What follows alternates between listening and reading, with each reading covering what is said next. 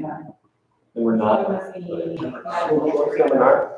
Number one, medical freedom, and number 5. Can you talk for a second about the reasons y'all chose this? Because I'm looking at the platform versus the priority, and it's copy paste. Like it's the exact same. So I'm not at all begrudging So the opportunity. medical freedom is Medical freedom under and federal overreach, ensuring that Texans have medical freedom and can give or withhold consent from any vaccine or medical treatment without coercion, are not discriminated against based on vaccine status, or are not faced with any vaccine or medical mandate by public or private entities. Where is Becky Ramirez? So Becky, we were talking. I will say medical freedom and platform deals more with the Texas Bill of Rights. Yeah, So it's a so little bit different. this is going to be Becky's specialty. We worked on this last session. We got a partial win in the legislature last time, but we didn't get sort of everything that she was working on. And she said it wasn't in legislative parties the way that she wanted it to be. So we were going to put this on there because there's some differences between what's in that plan and what you guys put in legislative priorities. So I'm okay with the double push. So that's I'm why. just curious as to, yes, so that. yeah, that's because there's some nuance differences which I'm happy to let Becky explain on why she wanted this one in here. So we'll push the things that are not in the legislative priorities, I guess is what you do. Okay, and I guess Kristen would have to talk about the obscenity exemption, because that one is also referring to the Miller test under stop sexualizing Texas kids. Yeah, so I don't think it's a copy paste. I think maybe there's nuances between the two. And we're happy to work with legislative authorities to make sure we're not doubling up.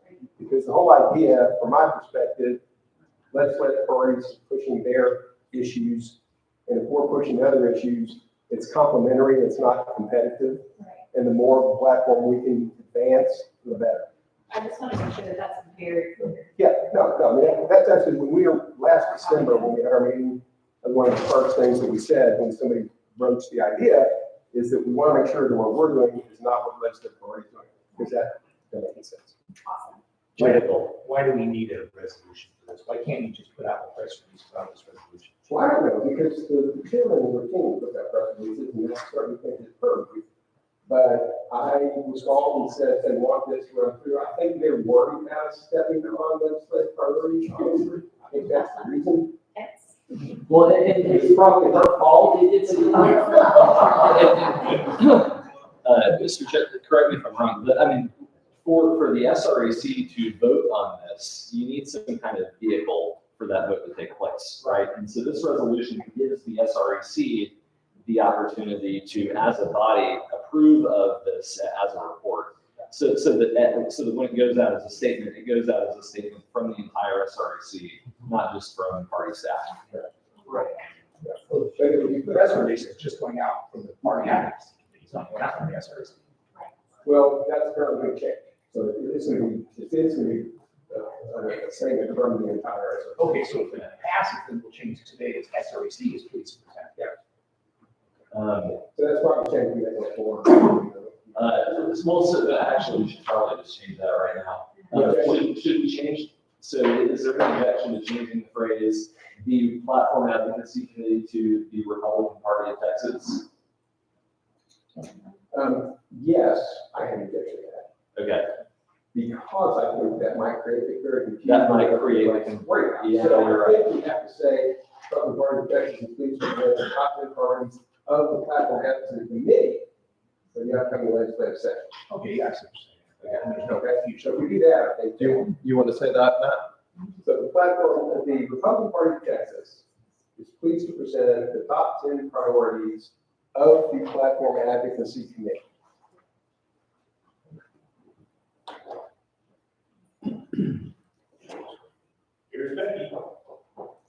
After priorities of the, platform. Of the, yeah, that's right, Bert. All right, is there any objection to that change? Hearing none, that is final. Ralph, did you have a question? Yeah, no, I just wanted to say I strongly support this because this includes the 9th and 10th legislative priorities that we just barely failed to make the list. It includes the property tax relief, which was voted as the number 9 priority, and school choice, which of course we passed a resolution on in the last SREC meeting, which is obviously very important to us, that was voted the 10th. So I like that it picks those up because those are two very important priorities of the SREC. Absolutely. Is there any further discussion? I have more. Rachel? Would there be any objection to changing the descriptor priorities? I don't want to see the confusion. That's what I'm a little concerned about, because we had all the delegates vote on legislative priorities, and then they voted on planks of the party platform. But we also have a standing chairman's committee of platform advocacy. And so I really hate the source the source. What if we just said planks? Yeah, top 10 planks. They're taking part of priorities. Maybe not. Which I'm okay with, let's just leave it alone. Yeah, let's do that. The source, that's what I'm pulling at. All right, we're crowdsourcing this. The first person in the crowd to think of something better, I don't know, get some free coffee or something. Platform advocacy committee priorities. Yeah, I think the idea is just to avoid the word priorities, so that we're not mixing messages with the legislature.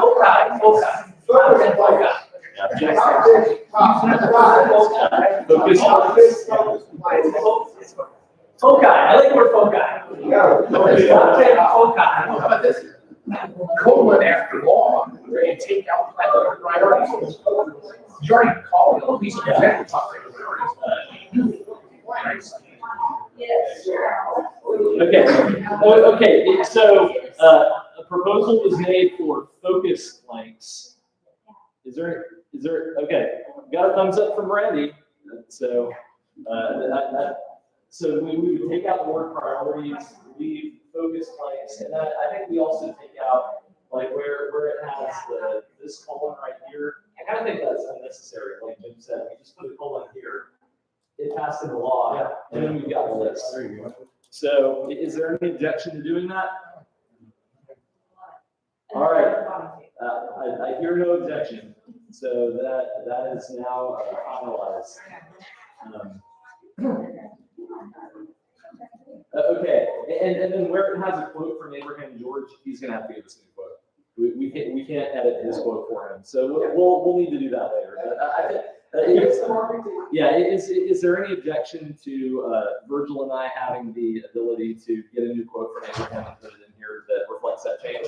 No. All right, no objection. So we'll just, Virgil, if you just make a note that we can do that later. All right, is there any further discussion on this resolution? So the last sentence, okay. Yeah, we're gonna do that later. Any further discussion? Hearing none, all in favor of adopting this resolution, say aye. Aye. All opposed, say nay. And that passes unanimously. Thank you, Mr. Chairman. Okay, with, Mr. Chair, yes, I have one quick question about one of our resolutions. okay.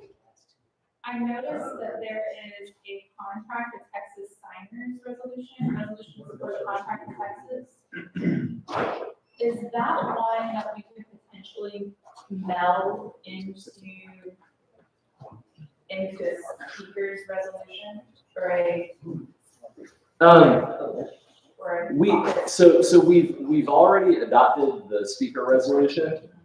I'm kind of reluctant to change that one, just because it's already pretty long, and there was also a lot of discussion kind of with among leaders and people like that about what that one would say. So I want to be careful about what we put in that one. But I think maybe either this afternoon or like when we're going to vote on that in 2 hours. Oh, In the general session. So I think when that comes up, that might be the time to maybe propose adding something about the contract with Texas. Yeah. I will point out that the speaker candidate that I think most of us are supporting has not completely committed to the contract with Texas. If you read his analysis, I think it's actually a pretty thorough analysis, but there were a couple of points that he didn't want to necessarily agree with because he wasn't sure if he could actually guarantee those. So again, if that's something that we're setting as a standard, we need to be careful about that, I think. Are there any further motions on resolutions that you would like to see taken up as part of the report? That one that Steve sent you, So I'll get to that in a second. If there are no further motions, I did want to quickly talk about, you'll see a folder for resolutions received after the deadline. So per our standing rule, those require a vote of the SREC to take up. So we have to, and Virgil, correct me if I'm wrong about this, but this committee can't itself choose to take up one of those resolutions. We would actually have to have a vote to suspend the rules on the floor of the SREC. Oh, are you sure?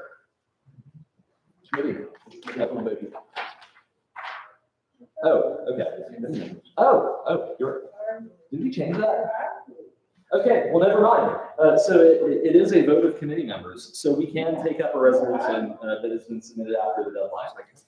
So there are 2 resolutions. There's one that Steve Oglesby, right? Yeah, sent that I actually think would be pretty important. And then there's also a resolution to rein in the abuses of the Texas Ethics Commission. And then we also received another resolution from Jennifer Lundy, who spoke earlier on judicial accountability. Which I don't have in the folder yet, but I can move it over. Would anyone object to suspending the rules so that we could consider those 3 resolutions? Motion. All right. Motion has been made by Dale Inman, seconded by Gwen Withrow. Is there any further discussion? Seeing none, all in favor say aye. Aye. All opposed say nay. All right, that passes unanimously. So we will start with, Paul, would you like to make a motion to take up the pregnancy care resolution? Yes, sir. I have I need to say something here. I need to turn this over to Steve. I want to thank y'all for voting for my resolution, and I lost my sister while I was doing it. Oh, no. Oh, I'm so sorry. I was communicating with Steve, and a text came in. And if I could make a motion to temporarily give Steve my proxy because he's so familiar with those. And Technically, yes, for sure. Do whatever you need to do. okay, I'll be back, but I need to get in my room. Right? He can take care of it. Is there any objection? Okay, hearing none. Steve, please, could you come speak to the pregnancy care resolution quickly? I'm not sure what Paul just said.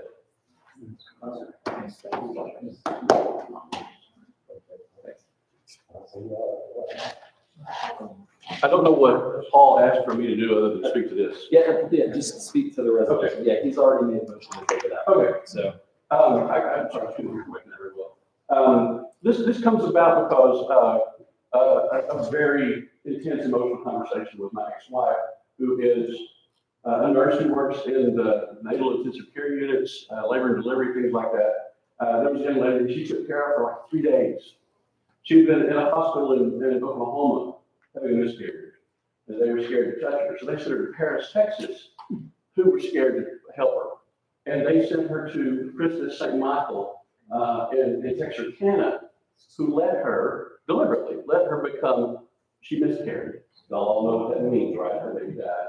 They let her become septic before they would treat her because they're afraid of lawsuits. I've got a good friend who is in the Woodlands, who's an OBGYN.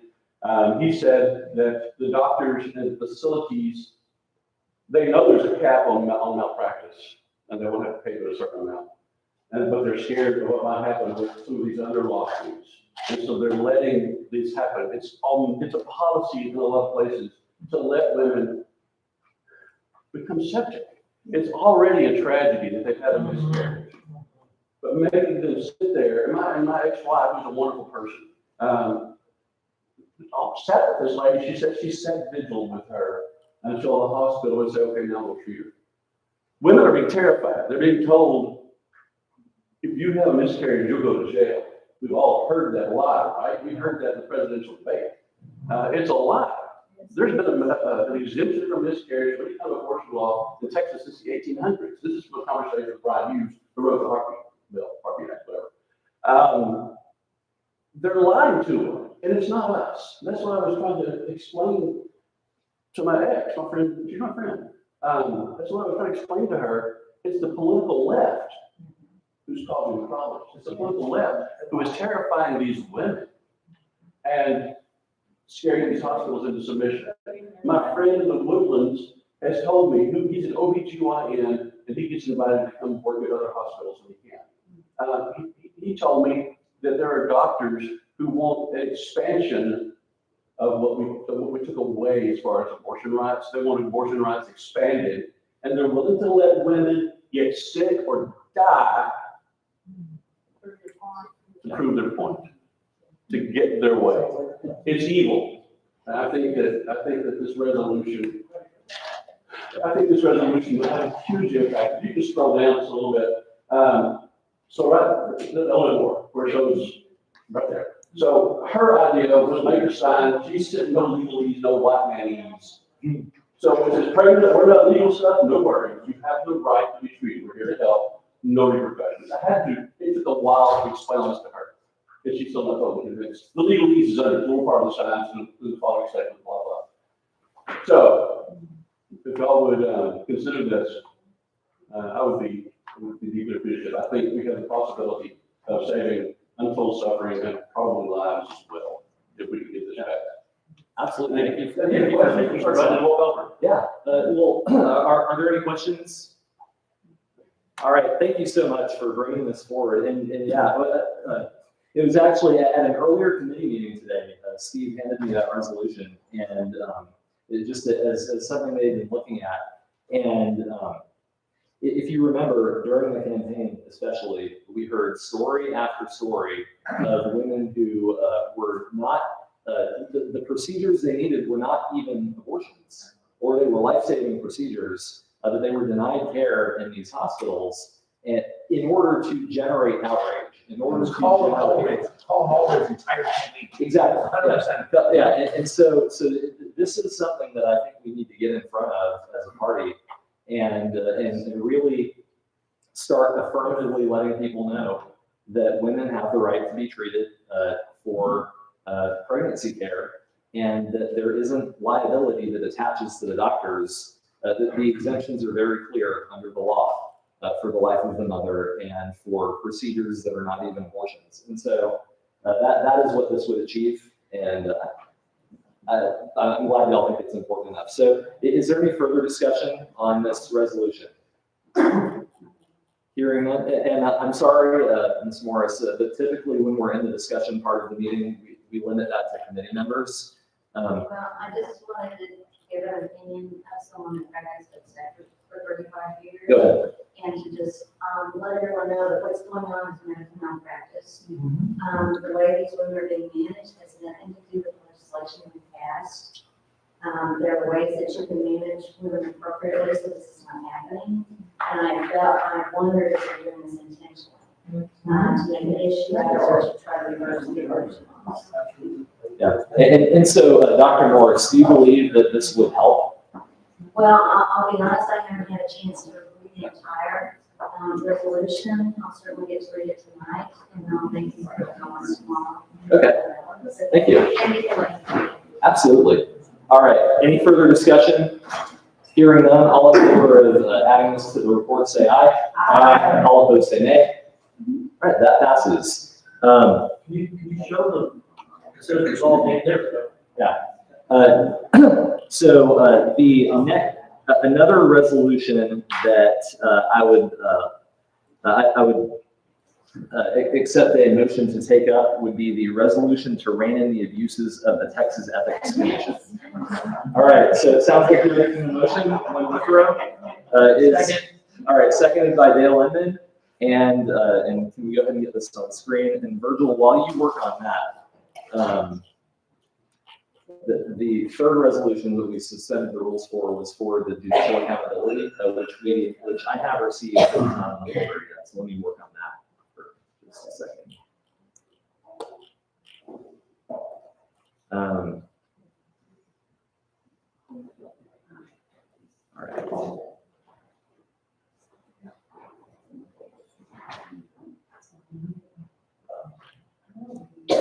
Where did this one come from?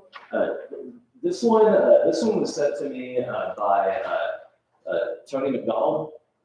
Yeah. And so he is an attorney who's worked with this issue for a long time, and which is why this is so well formatted and has a lot of factual information in it. But is there any discussion on this resolution? If you could scroll to the resolve clauses. Yeah, we call them, so the issue is that the Texas Ethics Commission is up for sunset renewal, and they're, as part of that, they're trying to get expanded power to impose fines and penalties and increased jurisdiction, including denying people's driver's license, denying occupational licenses. So anyway, yeah, is there any further discussion on this resolution? Jim, you're muttering. That's awesome. Oh, perfect. All right. Long needed. All right. Any other discussion? Hearing none, all in favor of adding this to the report, say aye. Aye. All opposed, say nay. All right. And the last resolution, would someone like to make a motion to take up the resolution for greater judicial accountability, which I just added to the folder, and so we'll show that on the screen here in a second. Is it in the late ones or? It's in the late folder.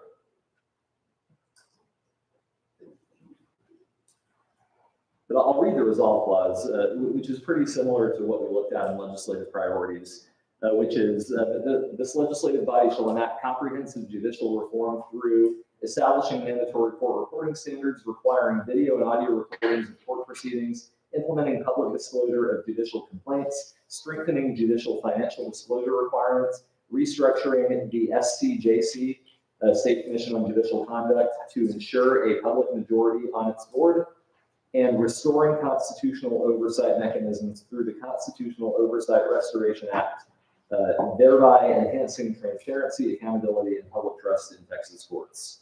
This is one of the four that's late. Yes. What's it called? This is the TFGA resolution. CASS? No, TFGA. I've got it. J- Resolution to rein in TFJA. pregnancy care, legal names. Yeah, I don't see it yet. So is it not in there?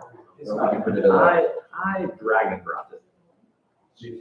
Okay, it should be there now. Everybody refresh. It's in there now. All right. Okay.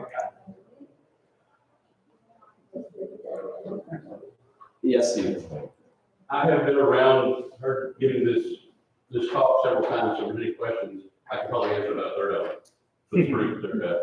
Yeah, and Jennifer spent a lot of time at convention speaking to, and others as well, speaking to the issue of judicial accountability.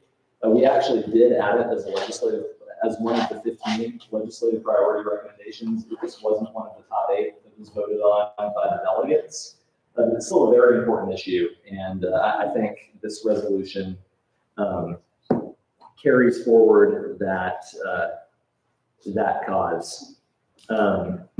So, is there any further discussion on? Well, we had the motions to take it up, right? Okay. Does someone want to make a motion to take it up? So moved. All right. Moved by Ralph Fight. Is there a second? Second. Seconded by Susan Fountain. And Rachel, you had discussion? Yes. We talked about that this legislative body shall enact comprehensive judicial reform through, I guess that. Should we change that to the Texas legislature should? Yes.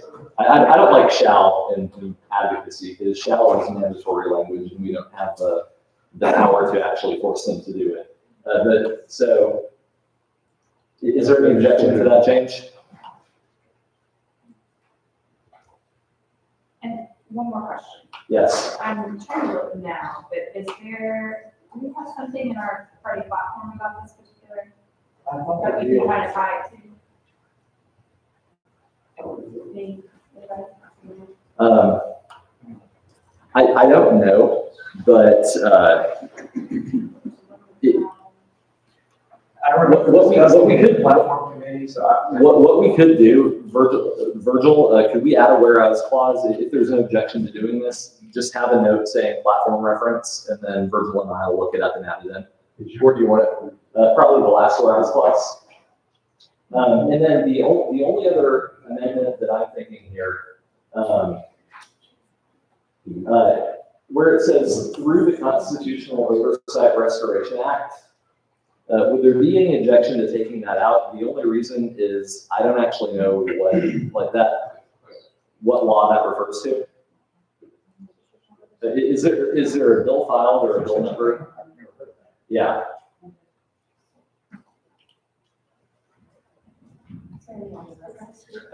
Steve, you got it. That is in the platform, which is 161, calling for a greater judicial council. Okay. Yeah, we'll put it in the platform reference. But yeah, the Constitutional Oversight Restoration Act, I think, Jim, like you said earlier, we don't advocate for specific bills and resolve clauses. I don't think that's the thing. Yeah. Never heard of that. So is there any objection to taking out the words through the Constitutional Oversight Restoration Act? Through Cora, yeah, to take that out. All right, hearing none, we'll go ahead and take that out. Any further discussion on this resolution? And I just don't want you to accuse me of tomorrow standing up and smacking this down, but I haven't read it. I just saw it just now. Yeah. Every time the SREC or the RPT messes around with sports, I've got heartburn. And I may have some heartburn tomorrow, just let me know. Not right now, because I haven't read it. I appreciate the heads up. Yeah. All right, is there any further discussion on this resolution? All in favor, say aye. Aye. All opposed, say nay. Maybe. All right, that one passes. All in favor, raise hands, just so we can get a count. 1, 2, 3, 4, 5, 6. That's 6. All opposed? 1. 2. Okay, so 6-2. This one passes. All right. Are there any further items of business for the Resolutions Committee? Seeing none, we will adjourn on time at 3:18 p.m. Thank you to all the committee members, and I will see you in a couple hours. You did, you made up all your I stole pretty good. Yeah, there's very hard in this committee. Yeah.